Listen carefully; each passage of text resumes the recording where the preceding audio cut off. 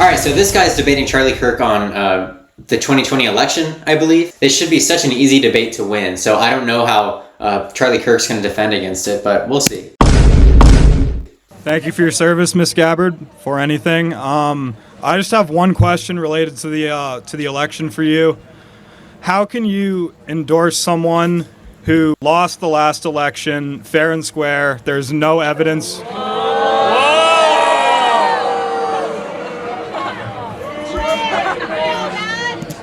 Let him finish. I like how the crowd disagrees with him. Like, they're more insane than Charlie Kirk. Like, they actually think the 2020 election was stolen.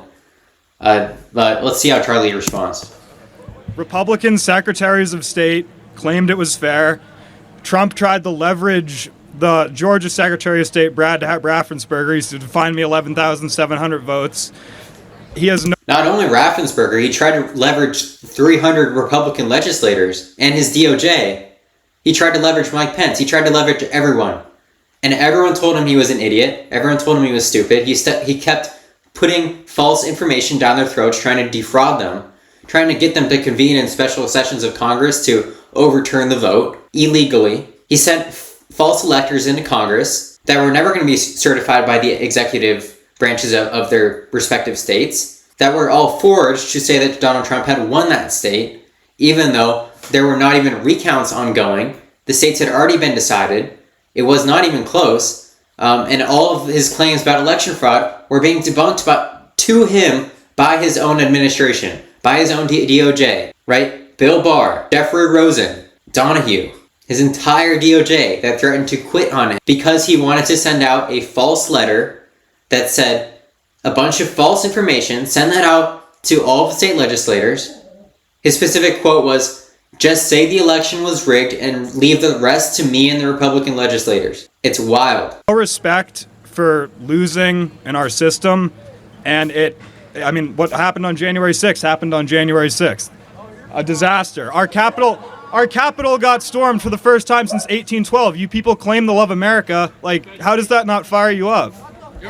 Yeah, and when the rioters broke in the Capitol, Trump knew it was happening, got within like 50 feet of Mike Pence. He tweeted, "Mike Pence didn't do what needed to be done." That's what his tweet said. Completely insane. All right, so it's a fair question. So let's talk through a couple elements of this. First, do you think the CIA should involve itself in American elections? No. All right, this is the lowest I've ever seen Charlie go. Completely changing the topic to try to justify one of the worst things that a Western leader has ever done since Hitler, January 6th, and all the events surrounding it. It's not as bad. It's way worse than most people think. So he's saying, don't you have a problem with intelligence officials affecting the results of elections? Don't you know that the FBI told Twitter to censor the Hunter Biden laptop story? Don't you know that? That's such a big deal, even though that's completely wrong. Everything to do with that story is wrong. Everything Tulsi Gabbard says about that story is wrong. So I think she's actually with him right now. We'll see what she says, but... Okay, so it did in 2020. Show me proof. Okay, well, Tulsi Gabbard knows this. She could tell you 50 intel officials colluded, led by Tony Blinken, due to declassified emails, signing an open letter calling the Hunter Biden laptop So Russian. why weren't any of the lawsuits Let me successful? finish. I did not... Hold on. He raised plenty of them. Hold on a second. All right, so a couple things are wrong with that. None of those officials knew that the Hunter Biden laptop was authentic. None of them were current FBI members with that knowledge. None of them have been found in an absolute lie. They didn't even sign that the laptop was disinformation. They said, we have no evidence, but this has earmarks of Russian disinformation. Earmarks. Not completely sure. And colluded. He's saying they colluded with the Biden administration. You know what that means? You know what the word collusion means? It means that the Biden administration worked with these intelligence officials to say, hey, sign this letter so Trump has a worse chance of winning the 2020 election. That's what collusion is. Blinken may have prompted them to do that. Collusion implies that they were not answering honestly, that they were knowingly lying about the Hunter Biden laptop. Hunter Biden laptop was under investigation by the FBI since 2018. They kept that pretty quiet because it is FBI protocol to separate FBI investigations from public knowledge. The FBI is not supposed to be in the public domain. It's supposed to be very underground. It's supposed to be very private. So that's the explanation for the 51 intelligence officials. I didn't interrupt you, right? So let me finish.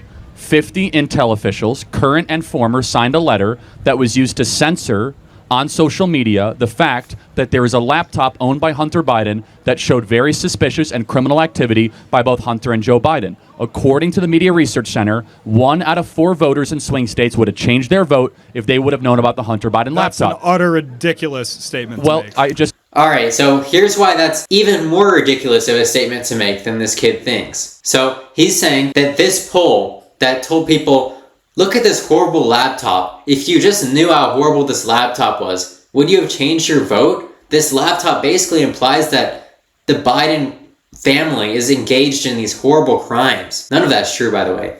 They were not engaged in any horrible crimes. Yes, of course, if you ask a poll in that way, people will say, yes, I would change my vote. Another reason why this is complete BS. More people knew about the Hunter Biden laptop story because it was censored.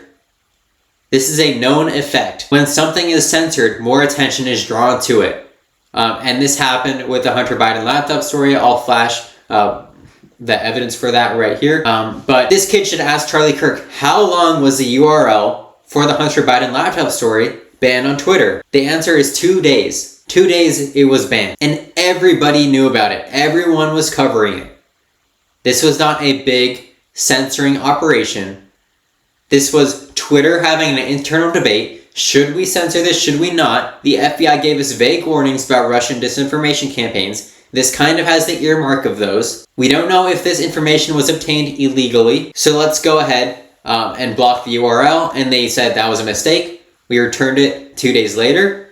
New York Post stayed banned for, I think, a few weeks because they refused to delete the story and cooperate with Twitter policy. But they also got unbanned. That was the only thing that happened. If anything, this story helped Trump. It helped him. It gave the illusion that the Biden family is way worse than they actually are. And it gave the illusion that these big corporations are trying to censor damaging information to the Bidens. And people were receptive to that. This was a very known story. I just cited it. He lost by 7 million votes. Well, hold on. No. He lost by 42,000 votes across 3 states. Hold on, pal. How much did he lose Arizona by? Okay. No. Hold on. How much did he lose this state by? It's not about the final score. It's a winner and a loser. No, he lost. No, that's how our system works. We have an electoral college system. Yeah. So who got the electoral votes? No, of course Biden did. But what was the margin in Arizona? I don't know. It was 10,000 votes. Not in the back of my head. Yeah. So how much in Georgia? It was 11,700. Hold on. So he's saying everything surrounding January 6th is justified by this total BS narrative that he has about the FBI and the CIA intentionally intervened itself into this election to get Biden elected. That's wild. Okay, and in Wisconsin it was a Republican who denounces them. And in Wisconsin it was 21,000, right? So it was actually 42,000, not 7 million. So when you're talking about the CIA and the Department of Justice signing a letter that was then used to, I did not have my Twitter account for 30 days. We were not allowed to mention the Hunter Biden laptop. Because you violated a private company's privacy. Well, no, actually I didn't. Guidelines. It's actually yes, you did. No, because of the Twitter files thanks to Elon Musk, we now know the FBI told Twitter to say you are not allowed to mention the Hunter Biden laptop. Am I correct in this, Tulsi? That's correct. And so you don't trust the... All right, that is the opposite of correct. That is false. It is wildly false. I'll give the evidence for that right now. That's just so false. Matt Taibbi in the Twitter files, in his commentary in the Twitter files says, there is no evidence of any direct FBI involvement in the Twitter's decision to censor the Hunter Biden laptop story.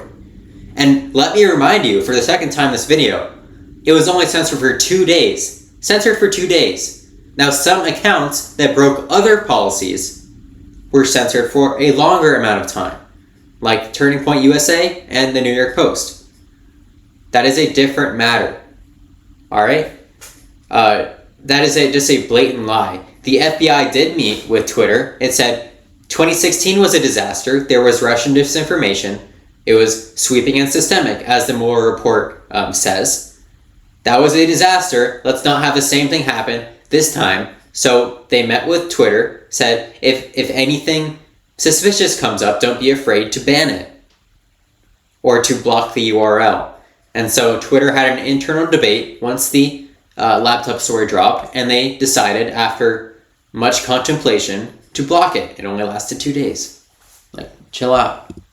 FBI at all. Well, People who not have at all, devoted no. their life. This being appeared, over 6 foot tall, had a very large elephant nose. Life to civil service. That's a red herring. I'm saying in that instance, Yoel Roth, do you know who Yoel Roth was? I don't know Yeah, who Yoel okay. Roth Yoel is. Roth was the head of security, trust, and safety for Twitter that had a what's called a standing room meeting every Tuesday with the Federal Bureau of Investigation in San Francisco, where they met about Russian threats to American interference of elections, and they said this laptop is not allowed to be discussed on your platform. That impacted our election. Again, that's completely not true. The FBI would not say that. The FBI did not even comment. The Hunter Biden laptop, those words, Hunter Biden laptop, did not leave the mouth of the FBI until they released the whole thing. It was kept under wraps since 2018, and when the laptop story dropped, because Giuliani sent it to the New York Post, they stayed silent, because that is FBI protocol. People made their decisions differently in 2020, not knowing the full picture that this laptop existed, and that was the October surprise. So you would agree that that's not a fair You think election. the laptop would It have... was the October surprise that helped Republicans, by the way. flipped the election for him? Well, we're talking about 42,000 votes in 3 states, and I already cited a study that 1 in 4 swing voters would A have changed study? their... By who? The media research Clarence center. Thomas's Winnebago buyer? Like, who funds these? I just said by the independent, nonpartisan Media Research Center, where they said 1 out of 4 voters would have changed their opinion. So I just want to make sure we're clear, though. You agree our government should not interfere with our elections. Well, they have to regulate them by nature. That's... The states have to. Well, no, hold on. Otherwise, you wouldn't have an election because you need rules I and said a judge. interfere. So should the federal government be able to restrict our speech during elections? Well, when you have what happened... This might be the nastiest debate I've ever seen. Like, he's not even addressing January 6th. Infinitely worse than even the worst case scenario that he's laying out. Infinitely worse than if the FBI actually did collude with the Biden administration. Maybe not infinitely worse than that, but that's not even what happened. But let's go. in 2016 where Russian disinformation spreads all over Facebook and other platforms, then you have... So wait, It was not a lie. Who is- It was not a lie. Read the Mueller report. Another Republican, you realize respected. the Mueller report found that there was no tangible collusion between Donald Trump or the Russian Federation. It wasn't about, but hold it on, wasn't just a collusion thing. It's a 430-page report. I He want to try talks to about- find common ground here. Again, Charlie has his talking points that he does not deviate from. He has a lot of them, but they're all horrible. The Mueller report showed that Russian disinformation was sweeping and systemic. Because of that, the government got more involved in how social media functions. They do not want another Russian disinformation campaign sweeping Twitter and Facebook. That is the extent of that matter. And it is completely justified. FBI's involvement in 2020. Completely justified. It was Trump's FBI, by the way. So let's just think about this for a second. Trump's intelligence departments, the FBI, CIA, DOJ, all Trump's, Charlie Kirk is saying, colluded with the Biden campaign to get him elected. Zero evidence, that has never been contested in court. It's wild. Okay? I want to try to find common ground. Can we agree that 2020 was decided by very few votes? No, because it wasn't. Well, 42,000 votes is very few, right? No. What is the percentage of 42,000? It's not about... George Bush and Al Gore were as close as ever in 2000. Al Gore conceded, said, you know what, I lost. There might be a challenge. Hold on, but because he cared about the good of the country. You know, Al Gore brought it all the way up to the Supreme Court, man, and he said that Bush was not the duly elected president. And he could have gone further because... How do you go further than the Supreme Court? The Supreme Court... He's just being bad faith at this point. The Supreme Court did make a decision that the recount had to be stopped. So I think this kid is wrong here, by the way. He couldn't have done anything about that, so he can just conceded. There may be some legal avenues that this kid knows about, but he was pretty much screwed. The Supreme Court said no recount.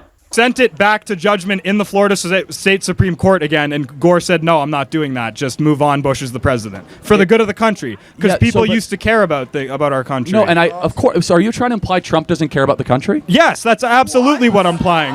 You think for the country. All right, I think I'll stop it there. That was a horrible straw man meant to rile up his audience. This debate just went down the drain. I wish someone else would debate him about January 6th. But I don't think he would even come close to engaging in a good conversation about that.